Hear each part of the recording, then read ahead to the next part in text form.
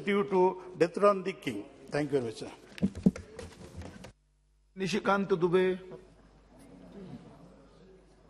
धन्यवाद सभापति महोदय। मैं आपका आभारी हूं कि डिमांड्स ऑफ ग्रांट्स की चर्चा में आपने मुझे बोलने का मौका दिया।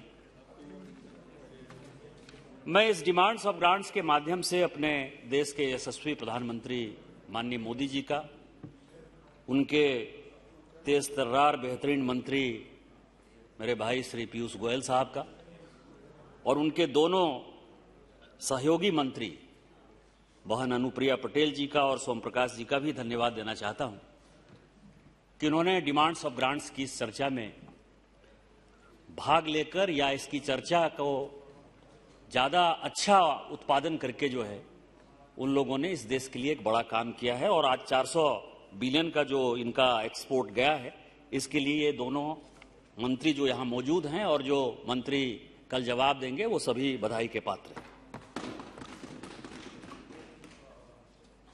सभापति महोदय, मैं बहुत चर्चा सुना और मुझे लगा कि इस चर्चा में मुझे भाग लेना चाहिए। लेगेसी की बात हुई, बड़े कार्ति चिदम्बरम साहब हैं, सुप्रिया जी हैं, रितेश पांडे साहब को सुना। क्या करें, लेगेसी ही ऐसी है। सर, इस देश में 1990 के बाद 91 के बाद जब ग्लोबलाइजेशन का वक्त आया, जब फ्री मार्केट की बात आई, तो हमने कई एक एग्रीमेंट ऐसे साइन कर लिए सभापति महोदय, जो कि इस सरकार नहीं आने वाली सारी सरकारों को वो लेगेसी का इशू होने वाला है। अब आपको एक छोटी सी बात बता रहा हूं कि हमने गैट पर साइन कर लिया, डंकेल पर साइन कर लिया। सभापति महोदय, आप और हम जिस संगठन से आगे बढ़े हैं, स्वदेशी जागरण मंच में, मिस्टर काला का जो है लगातार प्रत्येक महीने हम लोगों को भाषण सुनने का मौका मिलता था और लगता था कि ये डंकेल एग्रीमेंट क्या है, ये गैट एग्रीमेंट क्या है। WTO में चाइना आने को तैयार नहीं था, लेकिन WTO में हम लोग आ गए। और इंटेलेक्चुअल प्रॉपर्टी राइट की बात जब कांग्रेस करती हुई नजर आती है और वो एग्रीमेंट की बात करते आती है, आज आप समझिए सर, स्पीकर सर, सिचुएशन ये है कि जितना इस देश में गोल्ड का आयात हम नहीं करते, गोल्ड पर जितना पैसा नहीं देते हैं, उतना इलेक्ट्रॉनिक पर पैसा देते हैं। हमारी सरकार के आने के पहले कोई भी ऐसा इलेक्ट्रॉनिक इक्विपमेंट नहीं था जो कि यहां बनता था। उसका कारण यह है कि हमने जो एग्रीमेंट साइन किया है, और ये एग्रीमेंट सॉवरेन गवर्नमेंट साइन करती है, कांग्रेस और यूपीए का सवाल नहीं है। एक संस्कृत में श्लोक है जब सर कि सत्यम ब्रूयात प्रियम ब्रूयात न ब्रूयात सत्यम अप्रियम, लेकिन क्या करें, सत्य तो बोलना ही है ना। आज हम चाह कर भी विदेश से जो आने वाले इलेक्ट्रॉनिक्स के सामान हैं, उसके आयात को नहीं रोक सकते। उस वक्त के जो तत्कालीन वित्त मंत्री थे चिदम्बरम साहब, उन्होंने 96 में ऐसा एग्रीमेंट साइन कर लिया जिसको भारत सरकार चाहकर भी रिड्यू नहीं कर सकती। आज आप किसानों की बात कर रहे हैं, आप भूखे को खिलाने की बात कर रहे हैं। कोविड में प्रधानमंत्री जन कल्याण योजना में प्रधानमंत्री जी ने खिलाया, लेकिन कैसे खिलाया? 2013 में स्पीकर महोदय, जब यूपीए की सरकार थी, तो बाली एग्रीमेंट साइन करके आ गए ये लोग।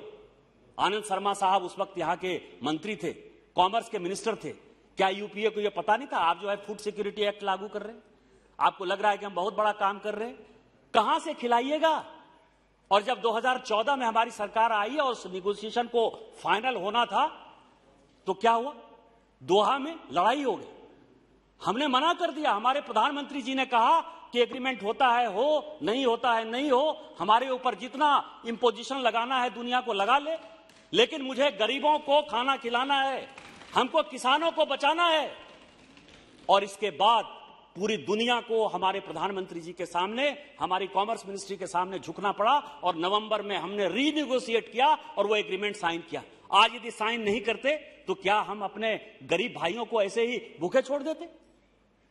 ये लेगेसी नहीं है क्या? इसके लिए आपको अपने अंदर जो है इंट्रोस्पेक्शन की आवश्यकता नहीं है केवल उंगली उठा देने से दोस्त जो है दोषी खराब नहीं हो जाता, आपका दोस्त खत्म नहीं हो जाता, लेगेसी का प्रॉब्लम खत्म नहीं हो जाता। मैं आपको बताऊं कि कई एक ऐसी चीजें हैं सर। बासमती राइस, किसानों की बात करते हैं, बासमती राइस हम एक्सपोर्ट करते थे। जो आपके जमाने में मंत्री ने किया कि बासमती के स्थान पर परिमल चावल भेजना शुरू किया, आज आपको पता है कि पूरी दुनिया में भारत का बासमती राइस बैन है। पाकिस्तान का बासमती राइस उसने जीआई टैग के साथ, वो उसने अपने टैग के साथ बेचना स्टार्ट कर दिया है। यही किसानों के साथ आपका न्याय था, यही कांग्रेस सरकार थी।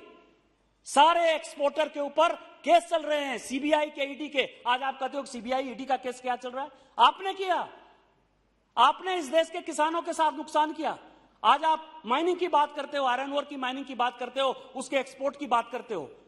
हम भी वही चाहते हैं, एक्सपोर्ट हो, पैसा आए, लेकिन कैसे आएगा? आपको पता है कि डुअल फ्रेट ये सिस्टम लगाया रेलवे ने कि ये डोमेस्टिक यूज होगा स्टील का या ये इंटरनेशनल यूज होगा। माइनिंग जो है विदेश जाएगी।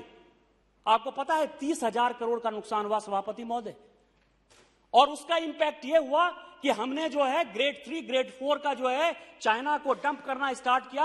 आज ये सिचुएशन हो गया कि आज आप एक्सपोर्ट नहीं कर सकते। आज ये सिचुएशन हो गया आपका, सुप्रीम कोर्ट के आदेश के बावजूद भी इलीगल माइनिंग चलती रही, हम उससे भुक्तभोगी हैं। सबसे ज्यादा नुकसान झारखंड को हुआ, उड़ीसा को हुआ, गोवा को हुआ। कभी आप उस तह तक जाने की कोशिश करते कि आपने क्या क्या छोड़ा है और क्या क्या ऐसी चीजें हैं कि दुनिया में लड़ाई करे कोई भरे कोई? ये कैसे संभव है? और ये इस देश का सिचुएशन है सर। मैं आपको बताऊं, आज ही का क्वेश्चन है सर, ये खिलौने पर है सर, टॉय। हम लोग सभी बचपन में खेलते रहे, खिलौने से खेलते रहे सर। दिवाली आता था तो दिवाली में जो है हम लोग बल्ब जलाते थे। आज क्या नजर आ रहा है सर? आज केवल आपको चाइनीज बल्ब नजर आ रहा है। छोटी चीजें हैं, जो खिलौने हैं सर, वो खिलौने सारे चाइनीज हैं।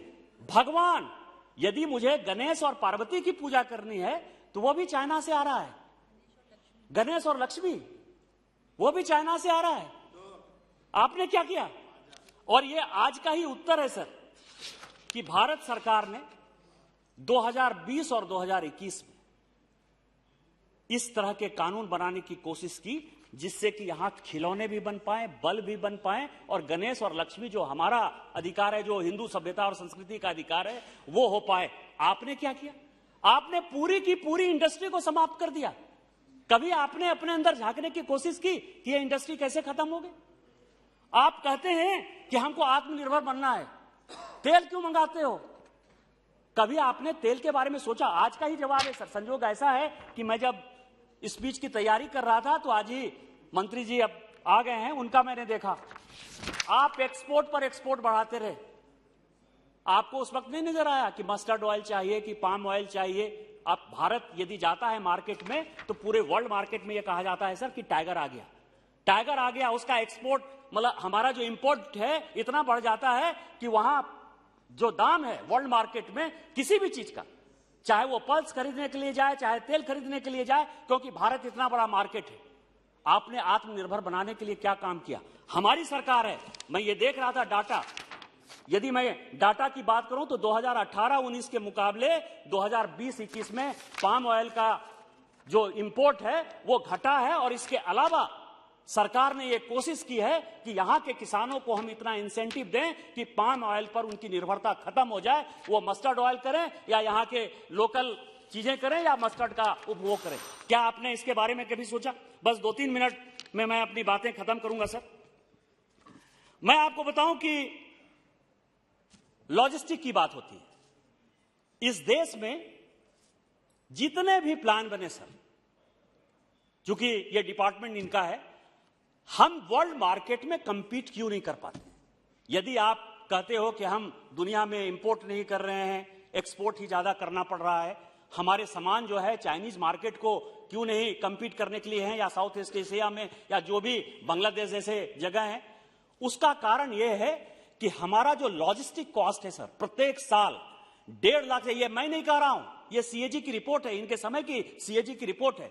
1.5 लाख से 2 लाख करोड़ केवल लॉजिस्टिक की समस्या के कारण कि उसका कस्टम क्लियरेंस कैसे होगा, उसका बैंकिंग क्लियरेंस कैसे होगा, पोर्ट तक सामान कैसे जाएगा, पोर्ट से सामान कैसे वापस आएगा, इस तरह की जो लाल फीताशाही थी रेड टेपिज्म में सर, हम 1.5 लाख से 2 लाख करोड़ रुपया जो है प्रत्येक साल बर्बाद करते थे। और यदि 1.5 लाख 2 लाख करोड़ यदि कॉस्ट लगा दीजिए किसी सामान में, जिस सामान में वो जुटेगा, तो वर्ल्ड मार्केट में कैसे कंपीट करेगा सर?